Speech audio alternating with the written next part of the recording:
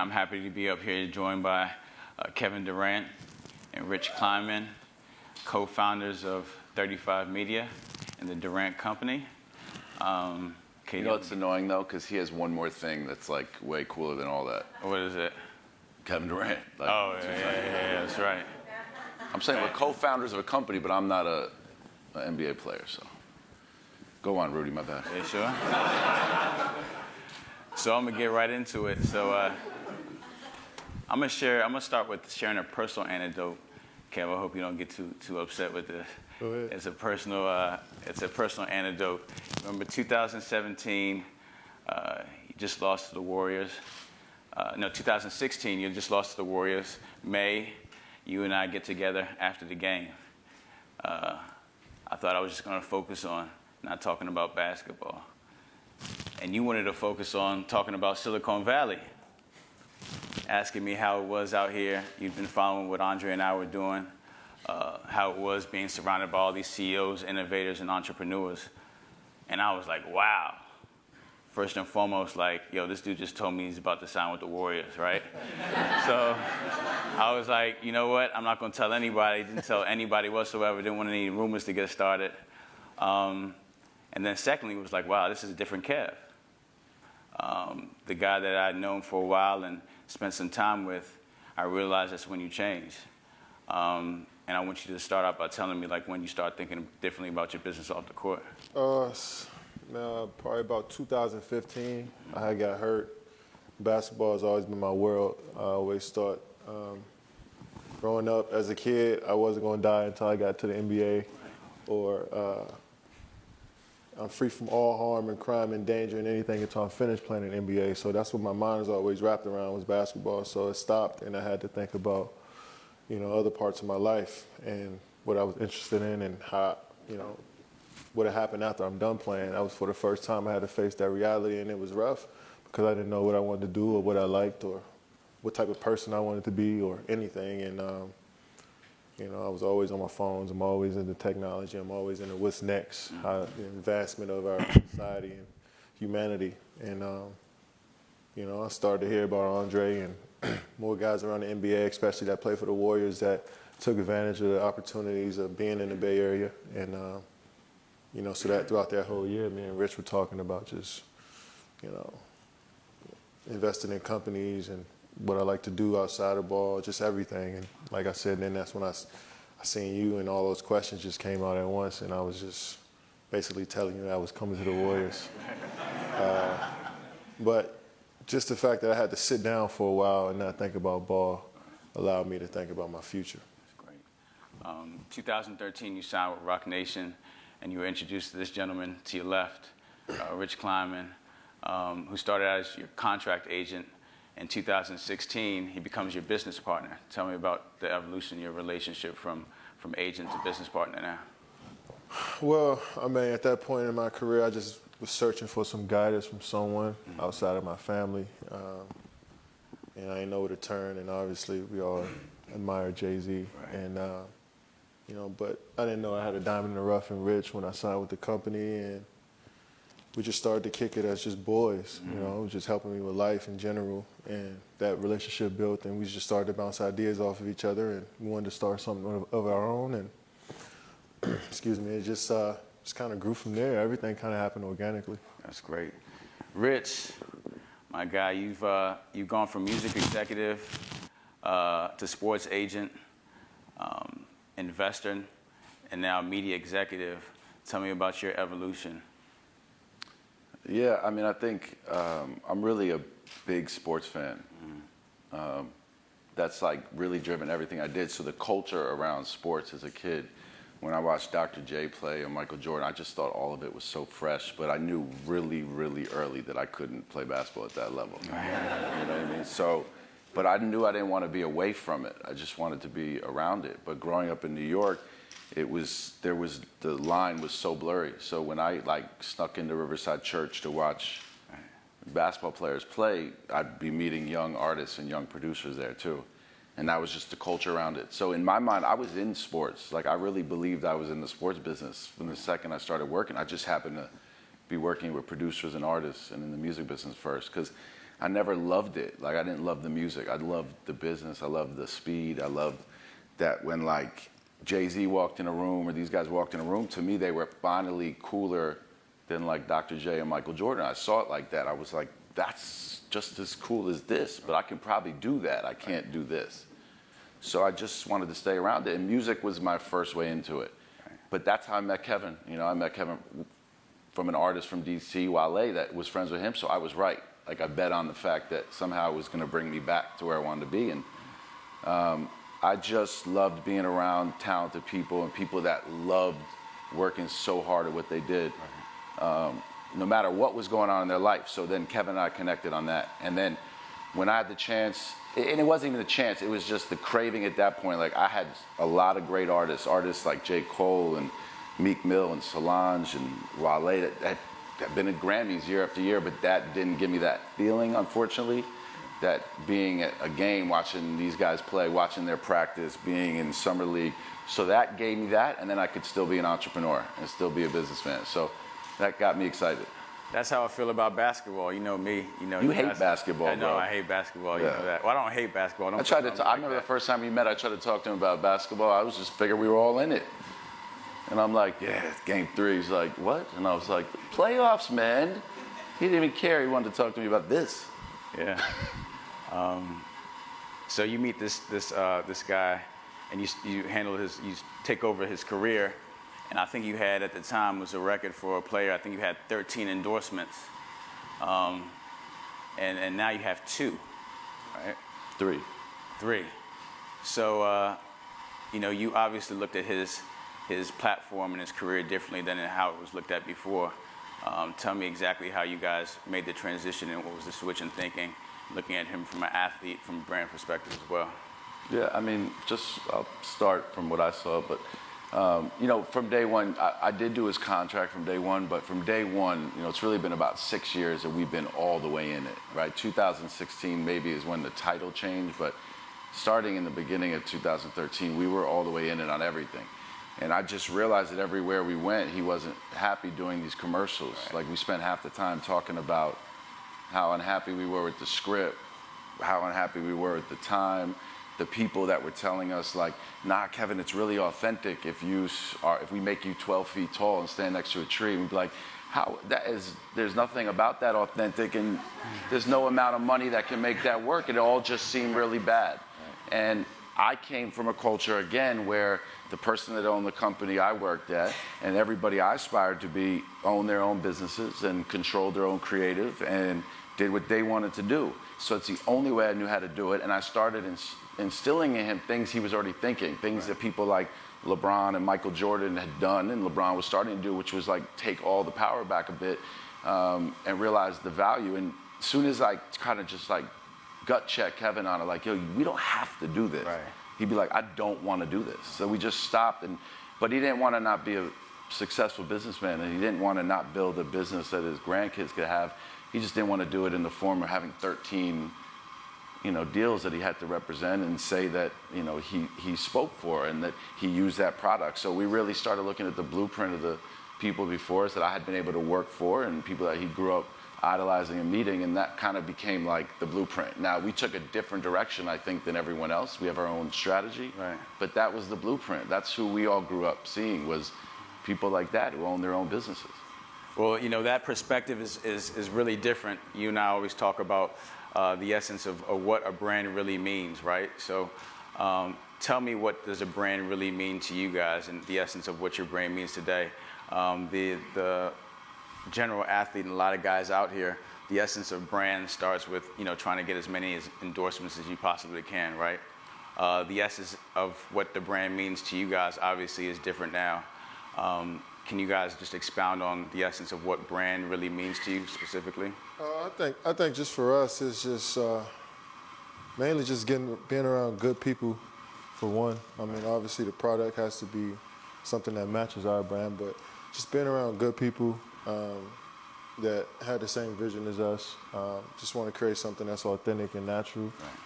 Right. And we're just try to build from there. I mean, everything is going to take some time. We don't want to jump in and rush into something just because, I have just because of who I am and the opportunities that presented to us. But we want to take our time with everything and realize time is the most important thing we have as humans. Right. So we don't want to waste that on something that is not, to the core of what we want to do. Right. So we start there, and Rich kind of handles the small detail things from the outside. Yeah, and I think, there's a place for these brand deals. They're important. When a rookie comes out, if somebody's at a certain place in their career, I think they're very important. Those brand deals allowed us to kind of understand where he wanted to grow. It allowed him to grow his portfolio, to be able to get involved in tech deals out here. But at the same time, I think that there's also a place for when a player starts to evolve to a certain place in his life, both on and off the court, that the relationship need to change. And it didn't change so recently. I mean, if you look at some of Michael Jordan's commercials at the end of his career, he's doing some crazy things. Right. And he had been in the league he was Michael Jordan, but it was like he was still doing stuff that creatively, he just showed up and read the script. Right. And I don't know that, but I can imagine that that's the way it worked out. Right.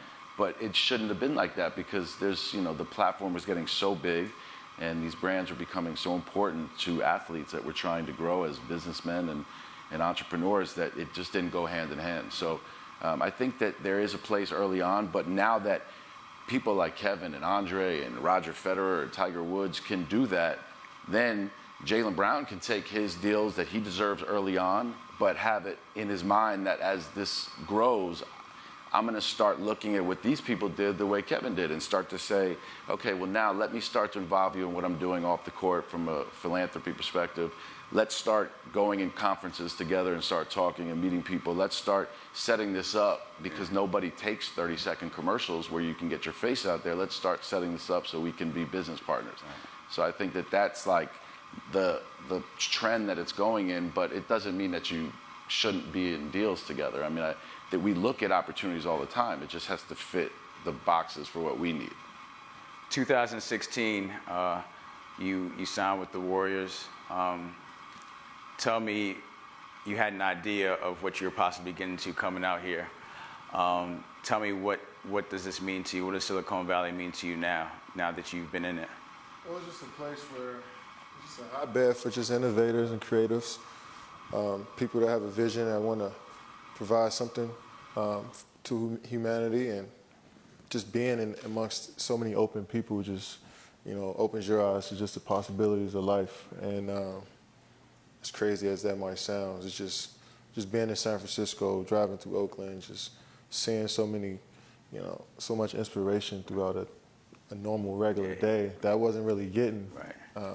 It just pushes you forward as just a man. And I think that's just the most exciting part about it. And then having teammates and players around the league who are interested in tech and being out here as well. So it feels like things are starting to, bubble up for us as athletes, and we're starting to be in different fields and trying to get into different avenues of things, and, to be one of the guys that live here and kind of, pushing that out to the rest of my peers is pretty cool.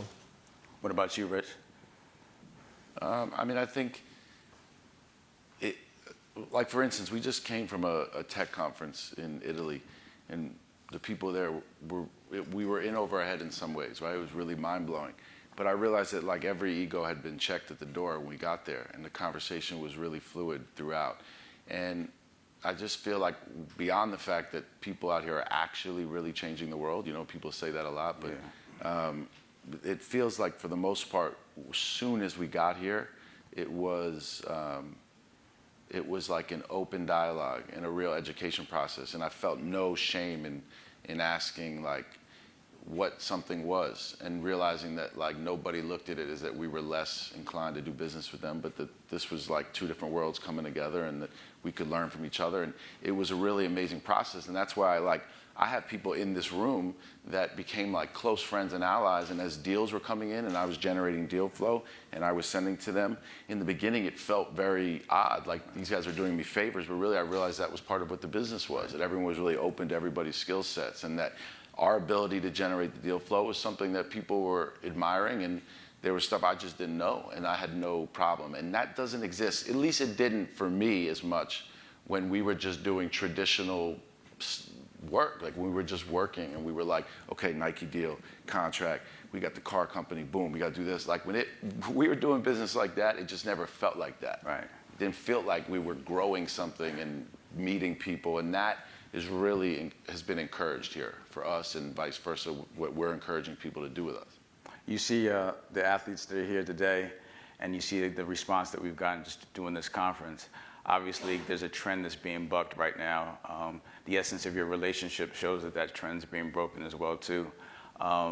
What do you think about the traditional agency model and the relationship between, let's say, agents and different guys that are looking to do things that aren't traditional in reference to where it's, branding, marketing, and or being involved out here as well?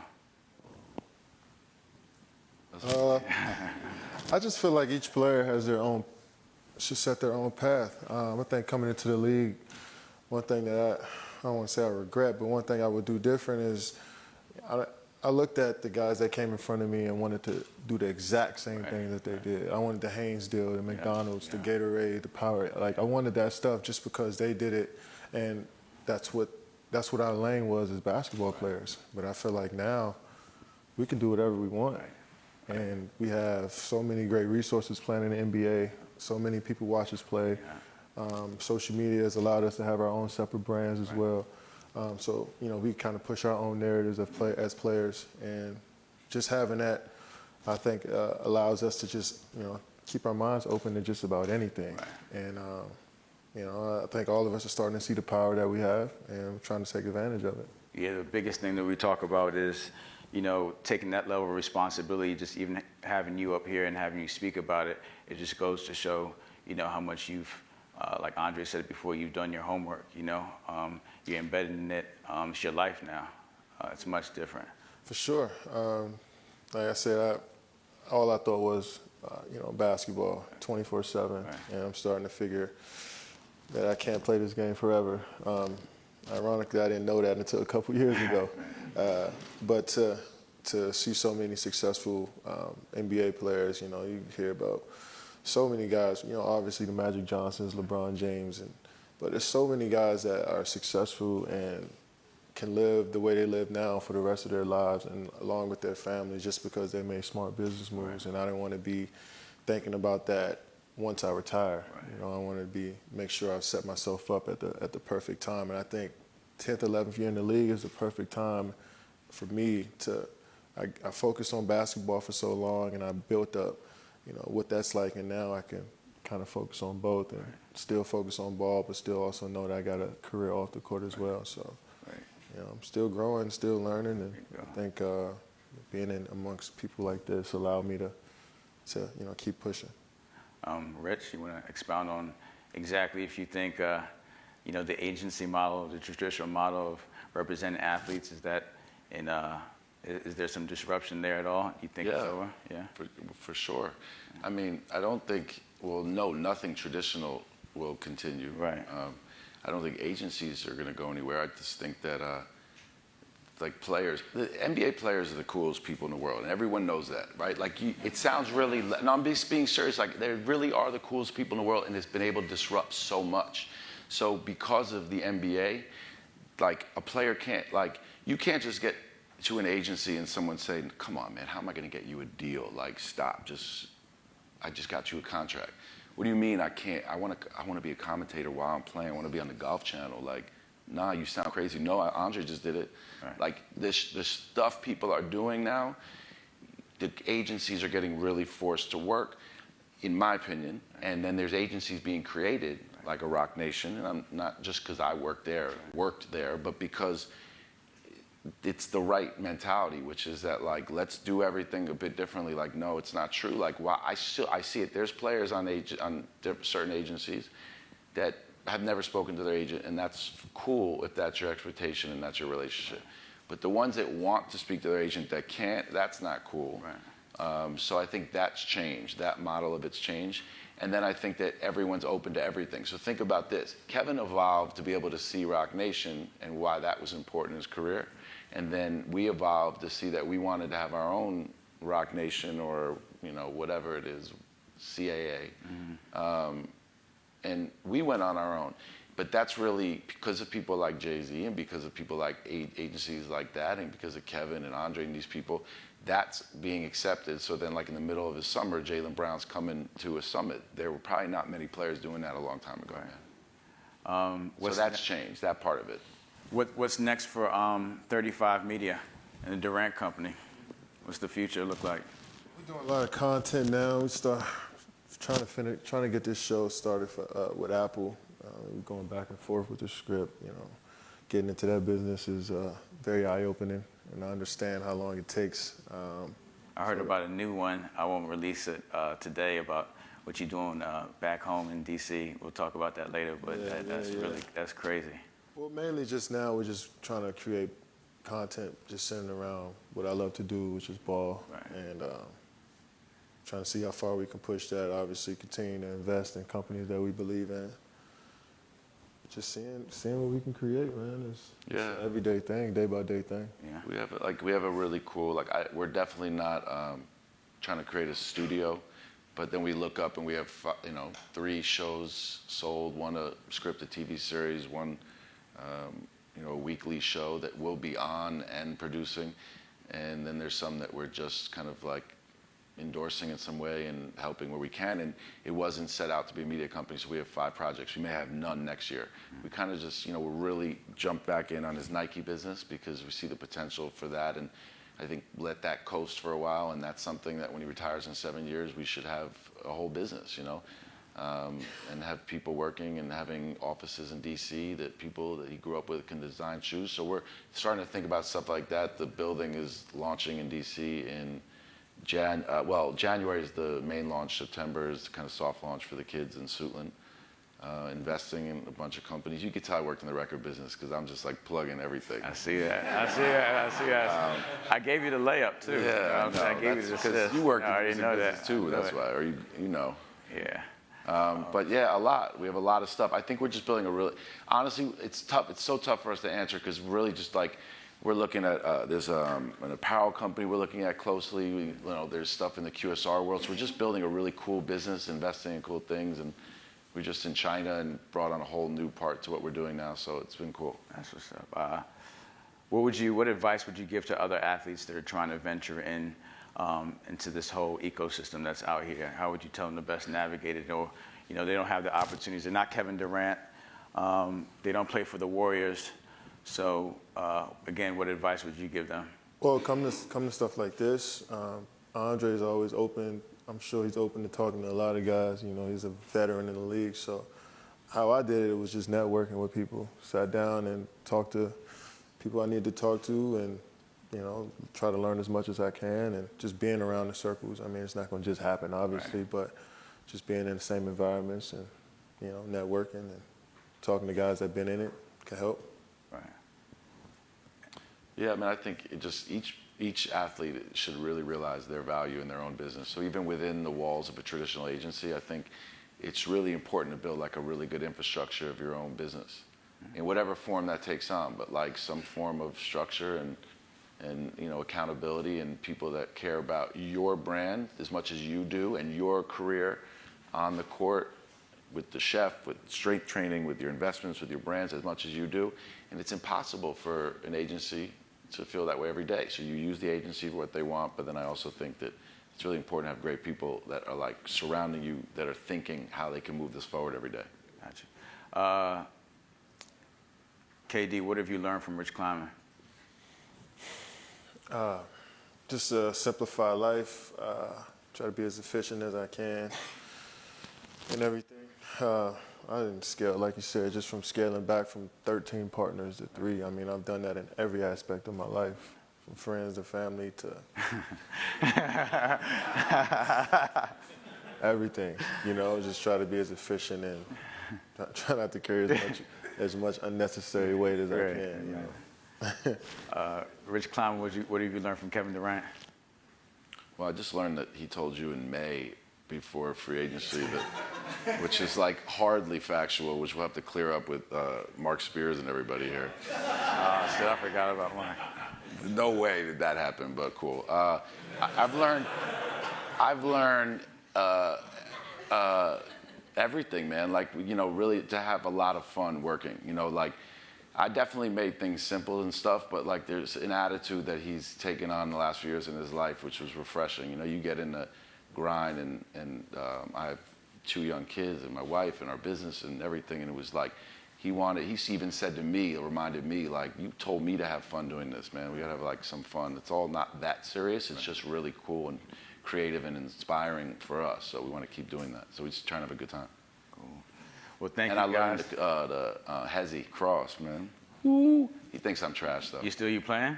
Yeah, I play all the time. Oh, I didn't know that. You Let's didn't tell wrap me this that. up. That could have been a couple. That could have been It a couple sucks more. to not be able to talk about that could talk have been a about couple more basketball. I'm sure questions. you and Andre are the same. I try to tell him like I play ball this morning, and it's like he doesn't want to hear about me playing He basketball. told me I didn't think you still hoop. That could have been a couple more questions. He told me that, you know. Anyway, thank you guys for sharing your journey with us. I appreciate you guys. Thanks for making the time. Thanks, man. Thank you.